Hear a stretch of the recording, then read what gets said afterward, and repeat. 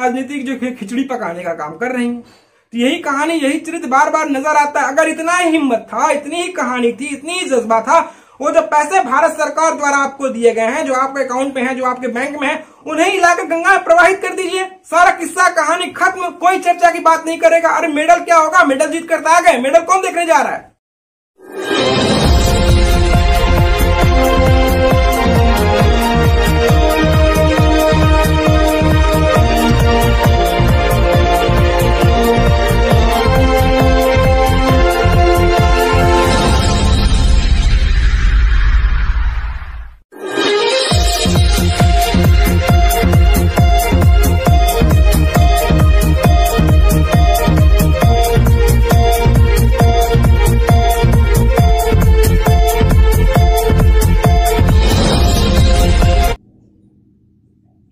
नमस्कार, जय श्री राम, वंदे मातरम, हर हर महादेव। आप सभी दोस्तों का आज के हमारे इस एपिसोड में आपका स्वागत है। आज हम चर्चा करने वाले हैं उन पहलवानों की जो का विरोध प्रदर्शन अब लगता है सीमा रेखा को लांघ गया है।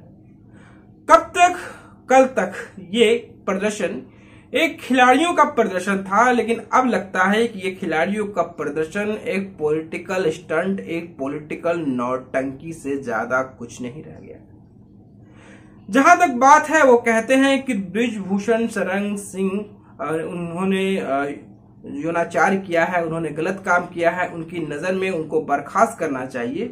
तो बृजभूषण शरण सिंह भी कहते हैं कि मामला न्यायालय के पास है, न्यायालय जांच करे, न्यायालय से जो स्पष्ट होकर आएगा तो न्यायालय एक्शन लेगा। लेकिन ये जो खिलाड़ी हैं, इनका कहना है कि नहीं भैया, हम खिलाड़ी हैं, हमने देश के लिए मेडल जीता है, हमने एशियन गेम में, हमने राष्ट्रमंडल खेलों में, हमने ओलंपिक में मेडल लाया है, हमने देश का प्रतिनिधित्व किया, हम खिलाड़ी हैं। तो इस बुनियाद पर बृजभूषण शरण सिंह को गिरफ्तार करना चाहिए।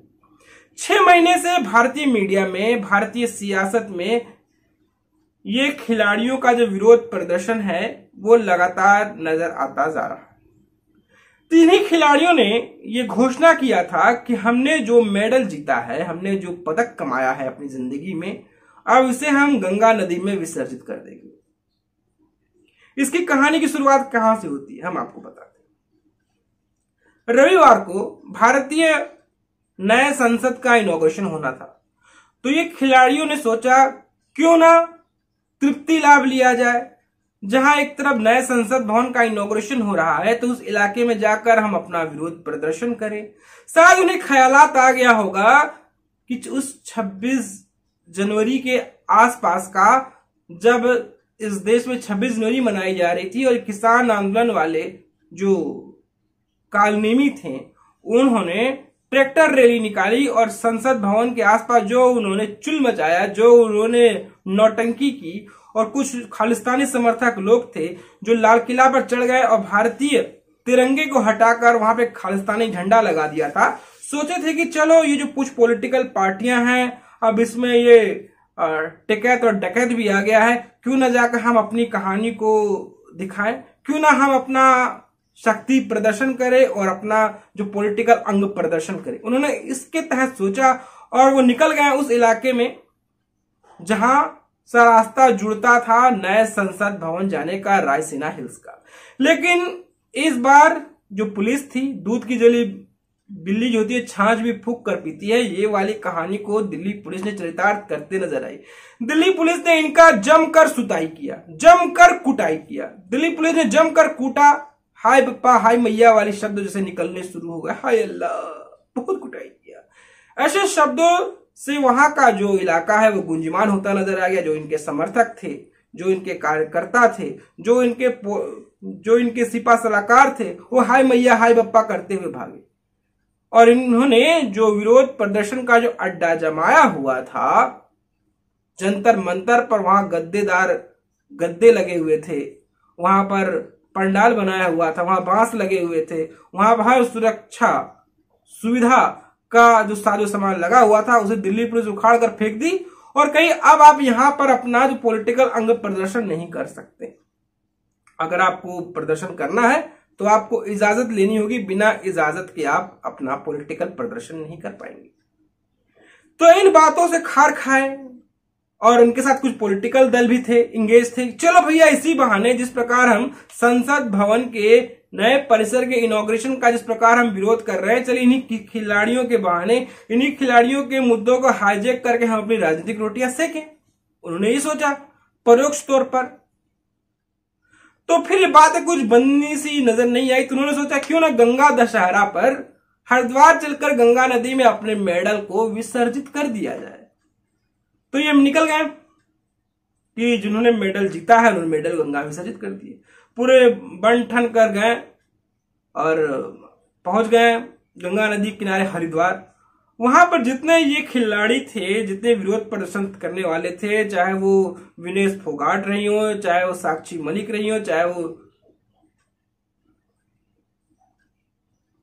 खिलाड़ी रहे हो, योगेश्वर दत्त रहे हो, ये सभी खिलाड़ी जो है वहां पर रोते अश्रु बहाते नजर आ रहे थे। तभी अचानक क्लाइमेक्स आता है, क्लाइमेक्स की कहानी बढ़ती है। तो वहां से एंट्री हो जाती है नरेश टिकैत की। नरेश टिकैत कहते हैं क्या जरूरत है आपको अपने मेडल गंगा नदी में विसर्जित करने की? आपने इसे मेहनत से कमाया है, इसे ना गवाइए। ये देश की आन बान और शान है। जितने मेडल थे उन्होंने एक पोटली में रखा हुआ था, पोटली को हृदय से चिपकाए रखा हुआ था। बगल में गंगा नदी बह रही थी, कल कल कल कल गंगा बह रही थी। ये पोटली को में मेडल रखे हुए थे, हृदय से चिपकाए हुए थे, और जो नौटंकी चल रही थी कि सारे मेडल जो है उसे गंगा नदी में सीधे सीधे प्रवाहित कर दिया जाएगा। तो क्लाइमैक्स होता है, क्लाइमैक्स की एंट्री होती है। लगता है कि सारा जो फिनोमिना था वो कॉपीराइट था, किसी फिल्मी इतिहासकार या बात करें फिल्मकार, किसी कहानीकार द्वारा लिखा हुआ था कि हम यहाँ जाएंगे, नदी किनारे बैठेंगे, वहां पर आपस में भेड़ों की झुंड की तरह गुट में बैठ जाएंगे, फिर वहां पर अश्रु बहाएंगे। फिर वहां पर नरेश टिकैत की एंट्री होती है। वो कहते हैं नहीं, अपने मेडल संभाल के रखो, हम सरकार को 5 दिन का अल्टीमेटम देते हैं कि 5 दिन में जो इन्हें गिरफ्तार करो, ब्रिजभूषण शरण सिंह को, नहीं तो हम जो आगे करेंगे आप सोच लीजिए। इस तरह का अल्टीमेटम दे देते हैं। रही बात ये जो टिकैत फैमिली की, ये टिकैत फैमिली है, जिंदगी में अपने इलाके में इन्होंने कभी जीता ही नहीं, कभी इन्होंने एक चुनाव तक नहीं जीता जनमानस में, और यहां पर पॉलिटिकल राजनीति की कहानी करते नजर आते हैं।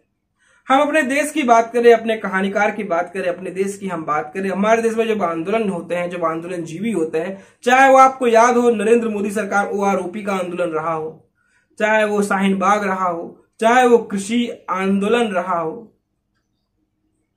आपने देखा होगा कुछ टुलकिटिया गैंग है हमेशा आ जाते हैं और अपनी कहानी का रंग जो ढंग है वहां परोसना शुरू कर देते हैं। ये वही लोग हैं जो कभी किसान आंदोलन को लेकर बताते थे कृषि आंदोलन में सरकार ने जो लेकर आई है, नई कृषि नीति लेकर आई, इससे ये नुकसान है, ये नुकसान है, ये नुकसान, ये नुकसान है।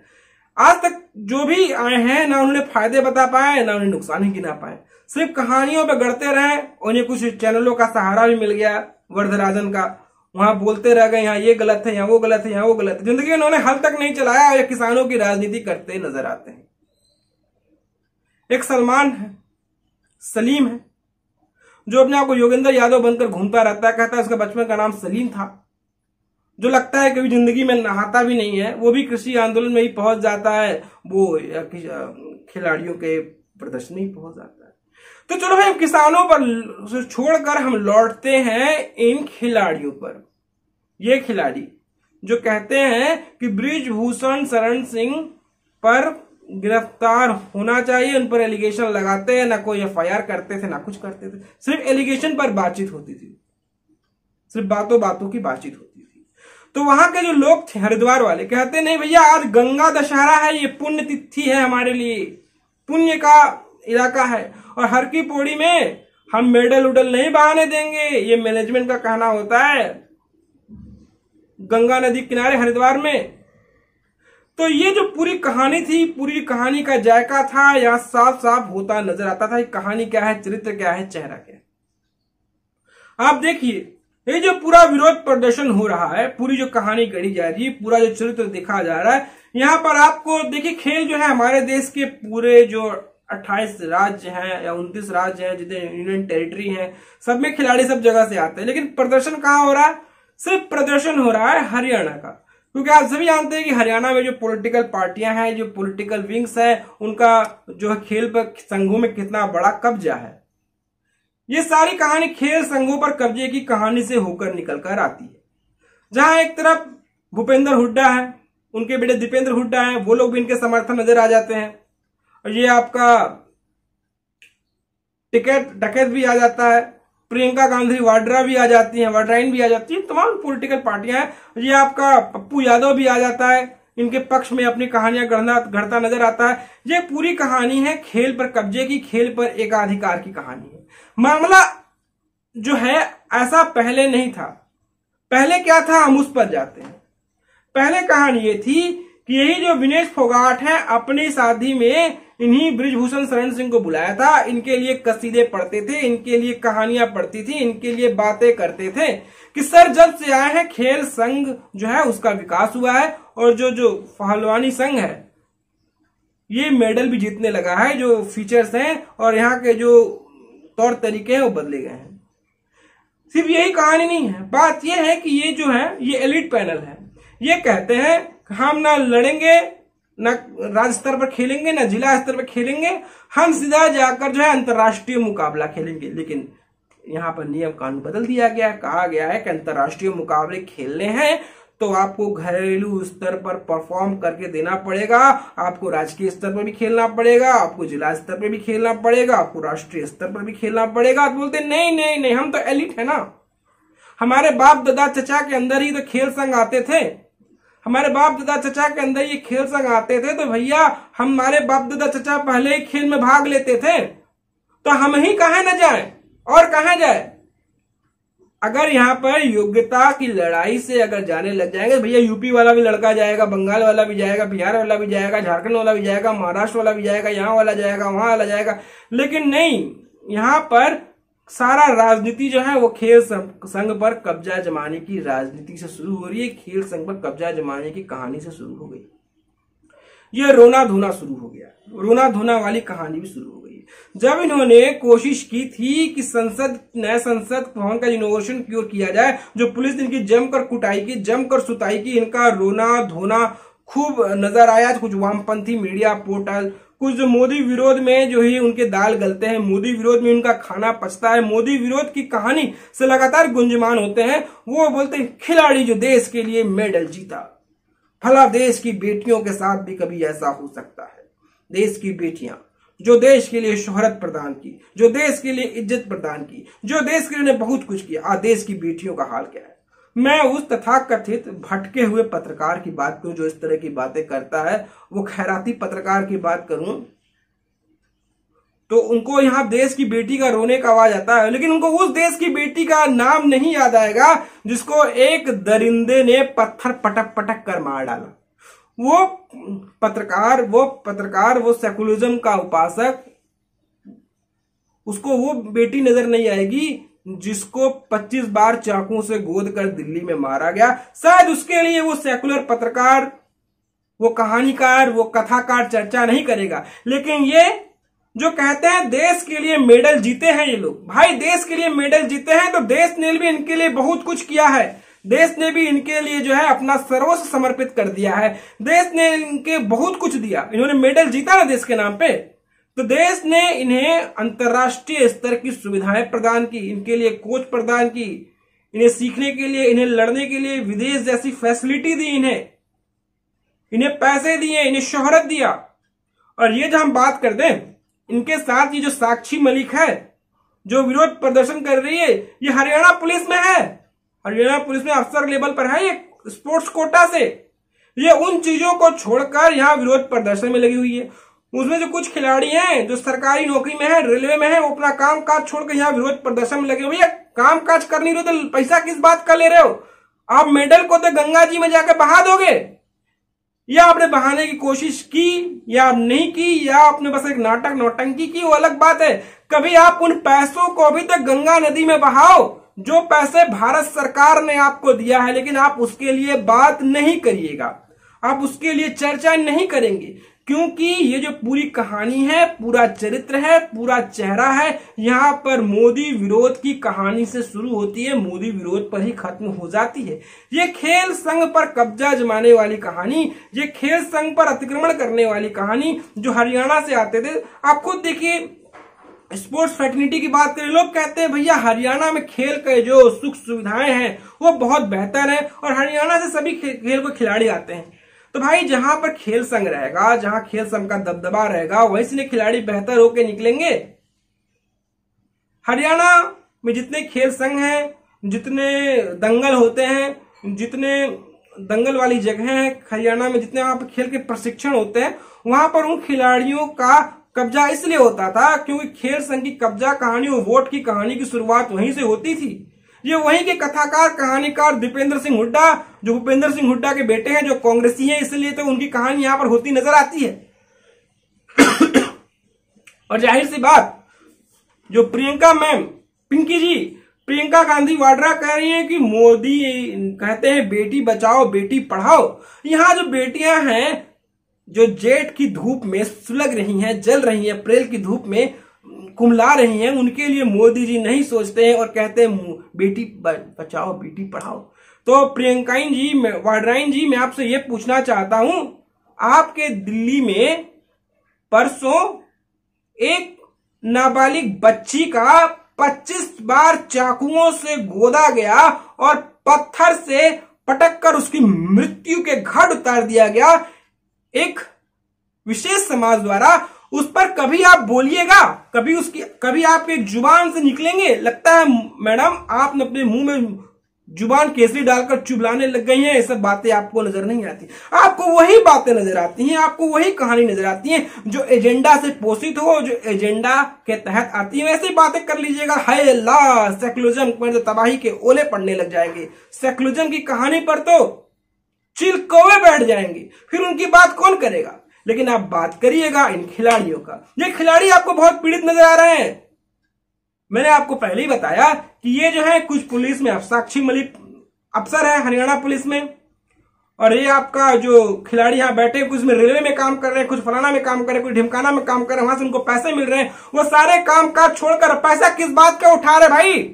अगर आपका घर द्वार चल रहा है तभी ना बैठ कर यहाँ पर फर्स्ट क्लास कूलर मंगा लिए हैं, फर्स्ट क्लास तंबू तान लिए हैं, गाना भी सुना जा रहा है और तमाम पॉलिटिकल पार्टियां आ रही हैं और अपना राजनीतिक जो खिचड़ी पकाने का काम कर रही हैं। तो यही कहानी, यही चरित्र बार बार नजर आता है। अगर इतना ही हिम्मत था, इतनी ही कहानी थी, इतनी ही जज्बा था, वो जो पैसे भारत सरकार द्वारा आपको दिए गए हैं, जो आपके अकाउंट में है, जो आपके बैंक में है, उन्हें ही लाकर गंगा में प्रवाहित कर दीजिए। सारा किस्सा कहानी खत्म, कोई चर्चा की बात नहीं करेगा। अरे मेडल क्या होगा, मेडल जीत कर आ गए, मेडल कौन देखने जा रहा है? आप मेडल की बात कर रहे हैं, हमने देश के लिए जीता। बेशक आपने देश के लिए जीता, लेकिन देश ने जो आपके लिए किया उसके लिए आप क्या बात करिएगा? आपको अपने अधिकार तो याद आते हैं क्या? अपने अधिकार की बात करते हैं, लेकिन देश के लिए कर्तव्य क्या है, कभी इसकी भी तो बात हो। कर्तव्य बोध क्या है, कभी इसकी भी तो बात हो। आप कर्तव्य बोध की बात नहीं करेंगे, लेकिन अधिकार की आप बात जरूर करेंगे।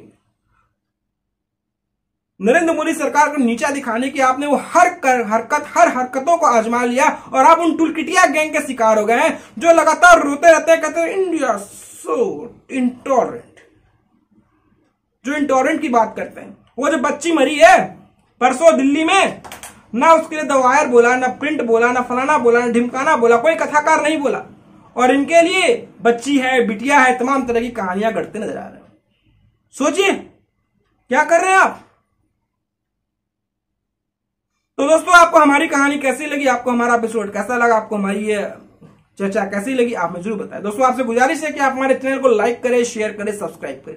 अगर आपके पास हमारे लिए कोई सुझाव हो तो बेशक आप हमें सुझाव भी दे सकते हैं। तो हमें लाइक करें, शेयर करें, सब्सक्राइब करें, और आप हमें फॉलो कर सकते हैं फेसबुक, ट्विटर, इंस्टाग्राम पर। तो हम फिर हाजिर होंगे एक नई कहानी के साथ, एक नए एपिसोड के साथ। नमस्कार।